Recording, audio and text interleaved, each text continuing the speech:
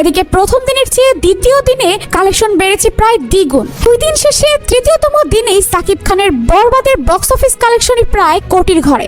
দর্শক, মাল্টিপ্লেক্স থেকে এমন কালেকশন, তাহলে সিঙ্গেল স্ক্রিনের কালেকশন জানলে আপনার চোখ কপালে উঠবে। প্রথম দিনের তুলনায় বরবাদের দ্বিতীয় দিনের মাল্টিপ্লেক্স কালেকশনের আয় বেড়েছে প্রায় 2 গুণ। ঈদের অন্যান্য সিনেমাগুলোকে পেছনে ফেলে সর্বোচ্চ সংখ্যক শো ছিল বরবাদের। স্টার সিনেপ্লেক্স, লায়ন সিনেমাস এবং গ্র্যান্ড সিলেট মুভি থিয়েটার মিলিয়ে মোট শো চলেছে 41টি। স্টার সিনেপ্লেক্সে চলা 31টি শো এর মধ্যে 26টি শোই ছিল হাউসফুল। লায়ন সিনেমাসের 60টি শো এর মধ্যে 60টি হাউসফুল গেছে। মোট কথায় বরবাদ গতকাল 41টি শো এর মধ্যে 35টি শোই হাউসফুল দিয়েছে, যা কিনা প্রায় অবিশ্বাস্য ব্যাপার। প্রথম দিনের কালেকশন ছিল 28 লক্ষেরও বেশি এবং দ্বিতীয় দিনে এসে প্রায় 44 লক্ষ। তাই 2 দিন শেষে বরবাদ সিনেমার মোট মাল্টিপ্লেক্স গ্রস 73 লক্ষ 14,000 টাকা প্রায়। আজ 1 কোটির ক্লাবে এন্ট্রি নেবে সিনেমাটি। এটাই শেষ নয়, পুরো বাংলাদেশের সবগুলো সিঙ্গেল স্ক্রিনের হিসেব যদি ধরা হয় তাহলে বরবাদের 2 দিন শেষে কালেকশন হয়েছে প্রায় 10 কোটিরও বেশি।